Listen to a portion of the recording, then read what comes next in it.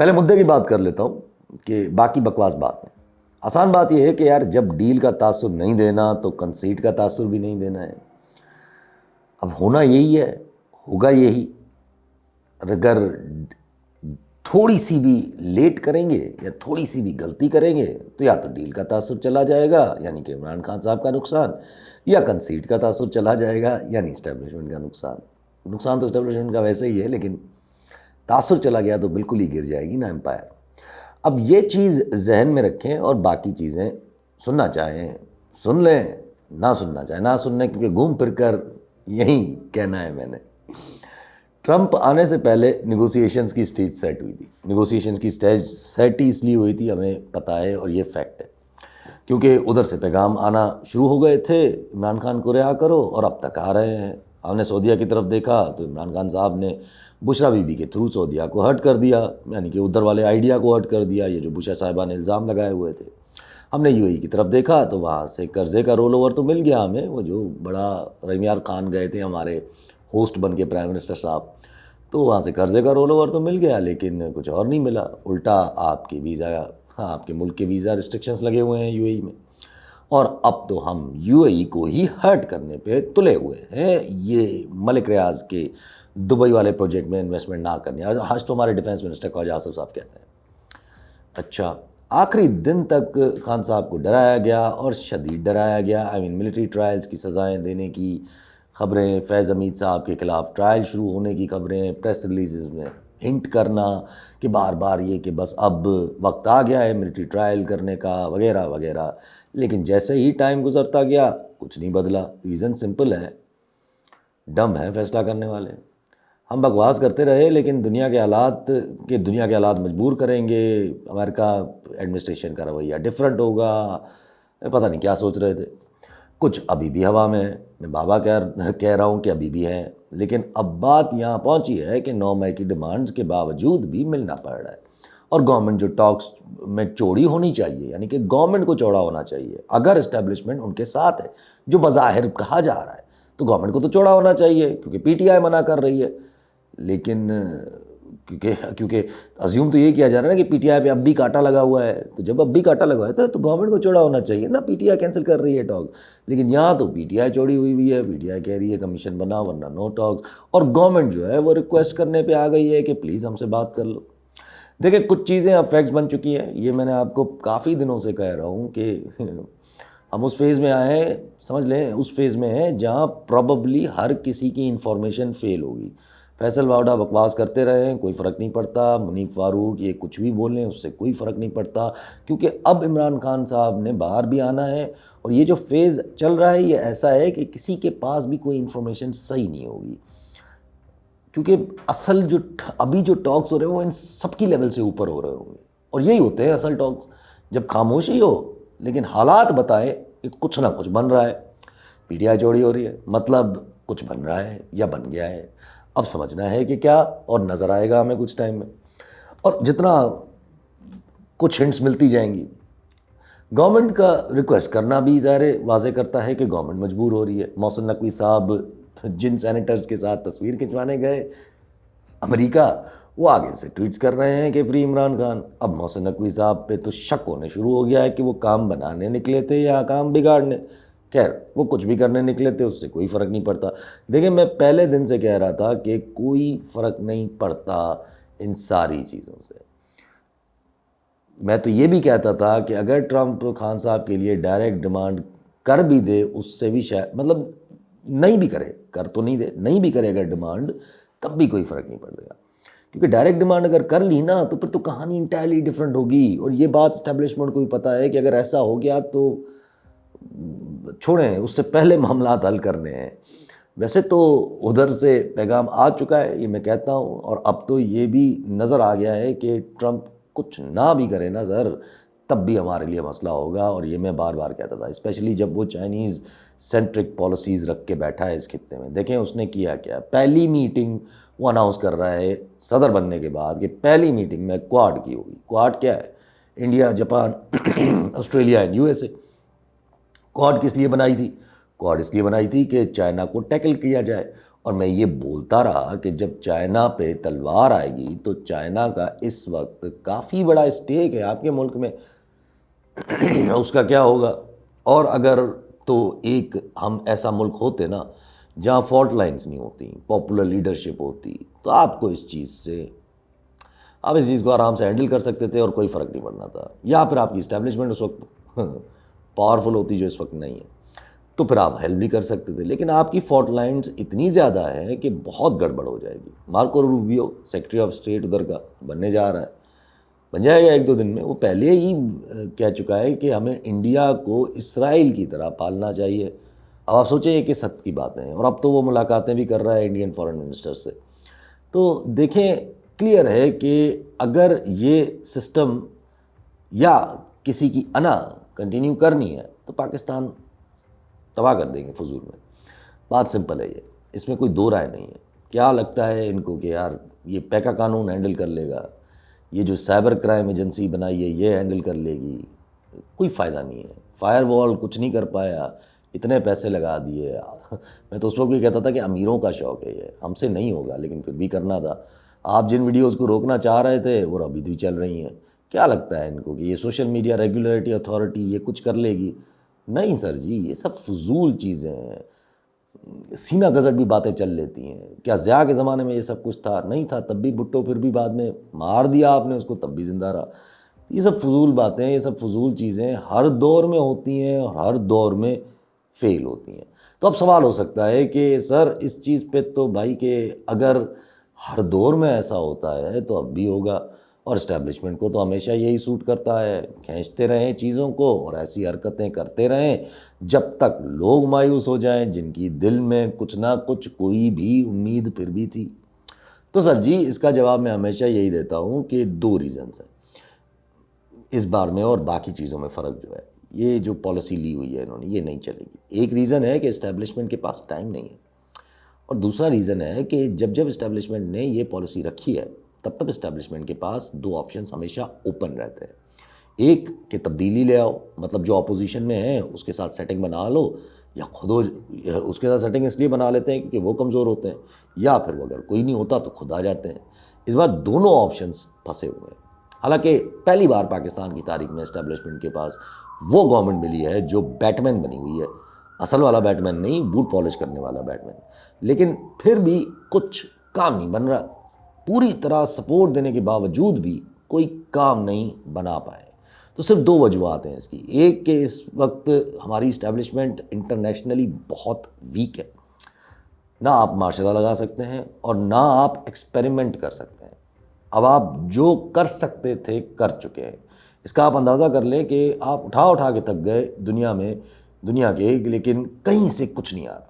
آپ دیکھیں کتنی کوشش کی ہے SIFC نے کہ دنیا سے پیسے لینے کی۔ ہر روز آ کے ہمارے وافدہ صاحب کہتے ہیں کہ SIFC کے تحت یہ ہو جائے گا، وہ بہت بڑی انویسٹمنٹ آ رہی ہے، کچھ نہیں آیا۔ آپ نے پوری کوشش کی کہ چائنا کچھ دے دے آپ کو۔ CPEC 2 کی باتیں، چائنا نے انرجی کی مد میں ابھی تک آپ کو یہ جو ڈیٹ رول اوور ہے $15 بلین کا، ابھی تک اس کا اشارہ بھی نہیں کیا۔ الٹا CPEC 2 کے خواب دکھا کے CPEC 1 کو بھی پھنسایا ہوا ہے ڈیو ٹو رانگ پالیسی۔ اب پھنسایا کیوں ہے؟ Due to wrong internal policies, سیاسی policies which has led to Pakistan to become، وہ جو کہتے ہیں نا کہ سینڈوچ بن چکا ہے بٹوین 2 سپر پاورز۔ اچھا پھر ادھر سے آپ نے کتنی کوشش کی خان صاحب کو ڈرانے کی، چلے بھلا یہی کچھ کم ہو جاتا، وہ بھی نہیں ہوا، کچھ نہیں ہوتا۔ تو کچھ لوگوں کا یہ ماننا ہے کہ ہماری اسٹیبلشمنٹ اور پینٹاگون کے بڑے تعلقات ہیں، رہے ہیں ماضی میں، اور کہ پاکستان کے ساتھ ریلیشن شپ، لوگ کہتے ہیں کہ ہماری پینٹاگون یعنی امریکن اسٹیبلشمنٹ کی نظر سے دیکھے جاتے ہیں پاکستان کے ساتھ ریلیشن شپ۔ اول تو وہاں کی اسٹیبلشمنٹ کے ہاتھ میں آئی ہوئی ہوگی یہ سر اس وقت ڈیو ٹو ٹرمپ۔ مطلب صرف یہی چیز جو اس نے کی ہے، جو سائن، جو ڈی کلاسیفائی کیے ہیں documents related to assassination of John F Kennedy, Robert F Kennedy and Martin Luther King, یہ ڈاکومنٹس اگر ریلیز ہوئے تو آدھا کام تو اس چیز سے خراب ہو جائے گا وہاں کی ڈیپ اسٹیٹ کا۔ پھر یہ کہنا کہ ایپسٹین لسٹ بھی پبلک کروں گا، یہ چیزیں وہاں کی ڈیپ اسٹیٹ میں کلبلی مچا دیں گی۔ اور اگر آپ کی پینٹاگون کے ساتھ اتنی اچھی ہوتی نا سر، تو آپ نے یہ جو عافیہ صدیقی والا جو یہ کرنے کی کوشش کی کہ مرسی اپلیکیشن لکھوائی تھی، کم از کم وہی اوکے کروا لیتے، وہ بھی بائیڈن جس سے جو جیسے صدر جس سے بظاہر آپ دوست ہیں، اوقات یاد دلا دی نا انہوں نے آپ کو. کوشش پوری تھی کہ عافیہ کو اپروول دے دیں بائیڈن، اور پاکستان میں اس بیسس پہ پوائنٹ اسکورنگ کرنی تھی، اور جواب آ گیا ریجیکٹڈ. پھر یہاں لوگ بیٹھ کے کہتے ہیں کہ ہماری اسٹیبلشمنٹ اور امریکن اسٹیبلشمنٹ کے تعلقات ہیں، اور وہ ٹرمپ کو ہینڈل کر لیں گے گھنٹہ میرا. پورے ای یو کو پریشانی میں ڈال دیا ہے اس نے، جو وہ کہہ رہا ہے کہ ڈیفنس بجٹ بڑھاؤ. آئل انڈسٹری کو ہلانے جا رہا ہے. Can you imagine oil industries کو جب وہ یہ کہہ رہا ہے کہ آئل پرائسز کم کرو اور میں امریکن آئل کو ریلیز کروں گا، مطلب یوز کروں گا. What does that tell you? سعودی عرب کے لیے مسئلہ ہوگا، سعودی عرب ایلیمنٹ ہو جائے گا. اور دوسرا ریزن ہماری اسٹیبلشمنٹ کچھ نہیں کر پا رہی از کہ جو آگے سے مسائل ہے نا سر، وہ بہت انٹر کنیکٹڈ ہو گئے ہیں اب اس وقت. اکنامی، ٹیررزم، پبلک سینٹیمنٹ اور پھر P T I entangled. Afghanistan, India, امریکہ، even China and P T I, یہ بھی انٹینگلڈ ہے. سوچے انڈیا لگا ہوا ہے نا کہ افغانستان کو قائل کرے کہ وہ ایران کے تھرو چابہار پورٹ سے انڈیا کے ساتھ ٹریڈ کرے، کراچی پورٹ کو چھوڑے.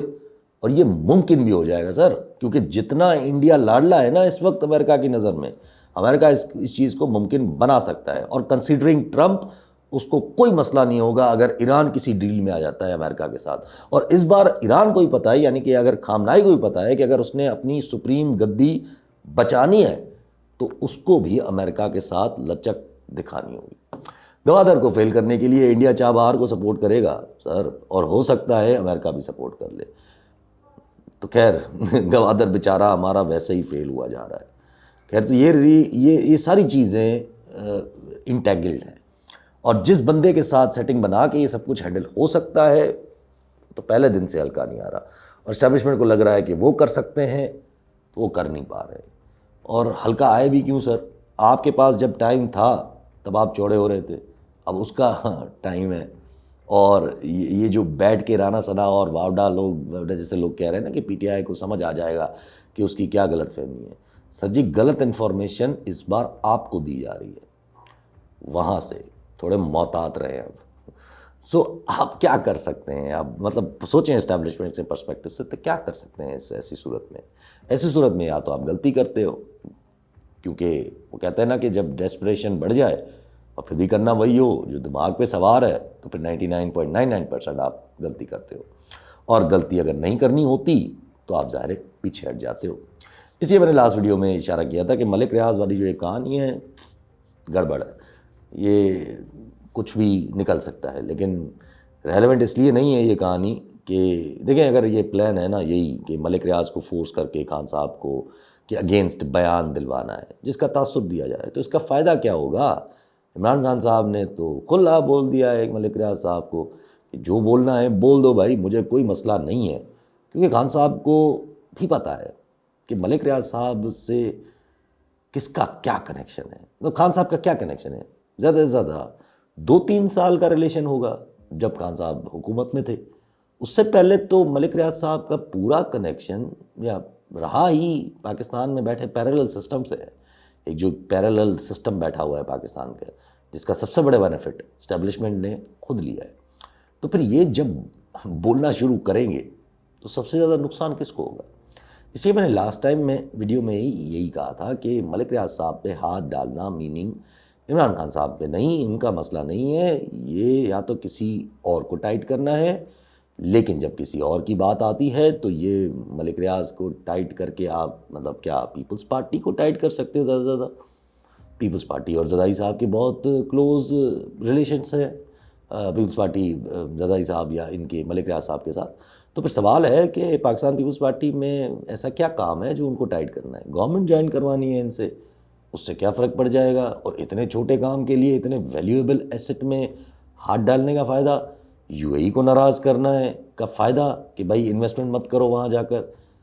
کیا اگر کیا یہ جو کینالز بن رہے ہیں اگر پیپلز پارٹی کو مجبور کرنا ہے اس چیز پہ، تو وہ پیپلز پارٹی مجبور ہو بھی جائے یا مان بھی جائے تو اس سے کیا فرق پڑے گا؟ سندھ کی عوام یہ آپ کو کبھی نہیں کرنے دے گی.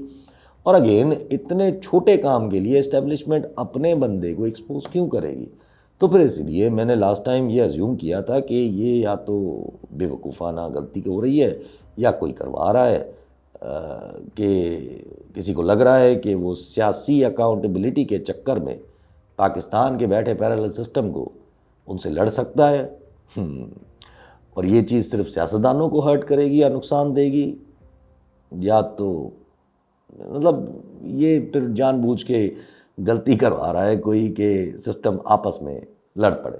مطلب مجھے تو سمجھ نہیں آ رہا، کیونکہ خواجہ آصف صاحب کتنا بھی بول لیں کہ ہم 30 سال سے بچے ہوئے ایک شخص کی اکاؤنٹیبلٹی کریں گے، آپ کچھ نہیں کر پائیں گے سر. اکاؤنٹیبلٹی اگر پولیٹیکل سکورنگ کے لیے کرنی ہے، وہ بھی تب جب آپ نے اپنے مفادات کو ہرٹ کر رہی ہے، مطلب ان ٹرمز آف اسٹیبلشمنٹ، تو یہ اکاؤنٹیبلٹی نہیں، بیوقوفی ہوگی. وہ بھی صرف اس لیے کہ ایک شخص کو بس کرپٹ دکھانا ہے، اور اس کو آپ سزا تو دو بیٹھے ہو، پھر کرپٹ کیا دکھانا ہے؟ وہ دنیا جانتی ہے وہ کرپٹ نہیں ہے. مورلی کرپٹ ایک الگ چیز ہوتی ہے، مانیٹری کرپٹ ایک الگ چیز ہوتی ہے، بہت فرق ہے. خیر میں اس میں جانا نہیں جائے گا. مطلب مجھے لٹرلی ملک ریاض صاحب والی ایپیسوڈ کا ایٹ لیسٹ گورنمنٹ اور اسٹیبلشمنٹ کو فائدہ نظر نہیں آ رہا، الٹا اسٹیبلشمنٹ کو ہی نقصان ہونے کا چانسز زیادہ ہیں. اب پرپز یہ ہے تو مجھے نہیں پتا. تو پھر اب کیا ہو؟ اب دیکھیں، میں نے آپ کو کہا کہ گورنمنٹ ٹاک سے کبھی پل آؤٹ نہیں کرے گی. گورنمنٹ کو پتہ ہے کہ ٹاک سے پل آؤٹ کریں گے ہمارا اپنا نقصان ہوگا. اسٹیبلشمنٹ کتنا بھی بول لے گورنمنٹ کو کہ وہ ان کے ساتھ ہے، 9 مئی کی کمیشن کی ڈیمانڈ کے باوجود بھی آرمی چیف خود مل رہے ہیں، تو گورنمنٹ اسٹیبلشمنٹ پہ اب مشکل ہے کہ اتنا ٹرسٹ کرے گی. اور پی ٹی آئی نے ٹاکس کو شرطیہ کر دیا ہے کہ کمیشن بناؤ، ہر حال میں بناؤ. اب میں نے ہمیشہ کہا کہ 9 مئی کی کمیشن بہت بڑا مسئلہ ہے. 26 نومبر کی گورنمنٹ کمیشن بن سکتی ہے، لیکن وہ گورنمنٹ بننے نہیں دے گی. گورنمنٹ چاہے گی کہ بننے تو دونوں بنے. اسٹیبلشمنٹ اگر زبردستی گورنمنٹ کو کروانا چاہے گی تو گورنمنٹ منہ کھل جائے گا. عمران خان صاحب نے بھی دونوں کو لڑا کے رکھ دیا ہے، ٹو بی ویری آنیسٹ. اب اور لڑنے ہی تھے سر، فضول میں کھینچا ہوا تھا انہوں نے چیزوں کو. خیر گورنمنٹ پی ٹی آئی کے کلیئر منع کرنے کے باوجود بھی منتوں پہ آئی ہوئی ہے. سو یا تو گورنمنٹ کو بھی پریشر ہے کہ بات کرو تو تم لوگ ہی کرو، یا گورنمنٹ کو پریشر ہے کہ ہم سے بات کرو، اسٹیبلشمنٹ سے نہ کرو. لیکن پی ٹی آئی کا دور ہونا ٹاک سے، یہ صاحبزادہ حامد رضا والی جو کہانی ہے، مدرسے ڈیرے پہ پولیس کا ریڈ ہونا، یہ ریزن ہو سکتا ہے، لیکن میں نہیں مانتا. پی ٹی آئی تو 2 دن سے یہ کہہ رہی تھی نا کہ ہم ٹاکس کا بائیکاٹ کر رہے ہیں کیونکہ اگر انہوں نے کمیشن نہیں بنائی، اور سوئی ان کی اٹکی ہوئی ہے کہ کمیشنز بنائے اور میں کورٹس کے تھرو ہی باہر آؤں گا. یعنی خان صاحب obviously is not giving any deal کا تاثر. اب مجھے نہیں پتا کہ بات کیا صحیح ہے، لیکن اس سب سے مجھے یہ محسوس ہو رہا ہے کہ اسٹیبلشمنٹ از ٹرائنگ ہارڈ کہ خان صاحب کے ساتھ سیٹنگ تو بنے، وہ پوری کوشش کر رہے ہیں کہ گورنمنٹ کے تھرو ہی بنے. لیکن اگر گورنمنٹ کے تھرو نہیں بنتی یا خان صاحب کمیشن کا آلاپ راکھتے رہتے ہیں تو شاید گورنمنٹ کمیشن بنانے پہ مان بھی جائے. لیکن 9 مئی کی کمیشن ایسا مسئلہ ہے کہ اسٹیبلشمنٹ گورنمنٹ کو نہیں بنانے دے گی، تو پھر ظاہر ہے وہ اسٹیبلشمنٹ کے لیے بہت بڑی ڈیفیٹ ہو جائے گی. سو 9 مئی کو ہضم کروانے کے لیے اسٹیبلشمنٹ کو ڈائریکٹ ٹاکس میں آنا پڑے گا خان صاحب کے ساتھ، جو کہ آ گئے ہیں. جب ڈائریکٹ ٹاکس میں آئیں گے تو پھر ڈیل کا تاثر، پھر ڈائریکٹ ڈیل پھر خان صاحب کے ہی ٹرمز پہ ہوگی کیونکہ آپ پیچھے ہو رہے ہو، اور جس طرح امریکہ یا دنیا کے حالات ہیں. اور یہ ملک ریاض جو دواخانہ اس وقت کھلا ہوا ہے نا، میں یہ سمجھتا ہوں کہ اس بار خان کے لیے نہیں، اس ملک ریاض دواخانے سے کہیں اور کے لیے دوا ڈھونڈی جا رہی ہے. It has nothing to do with P T I. پھر خان صاحب کا کہنا کہ گرینڈ نیشنل ایجنڈا بنانے جا رہے ہیں، پھر اپوزیشن کی ایکسپینشن ہونا. اب تو مولانا صاحب سے بھی ملاقات ہونے جا رہی ہے، اور اسد کیسر صاحب بھی مولانا کو خان صاحب کے پیغامات پہنچا رہے ہیں.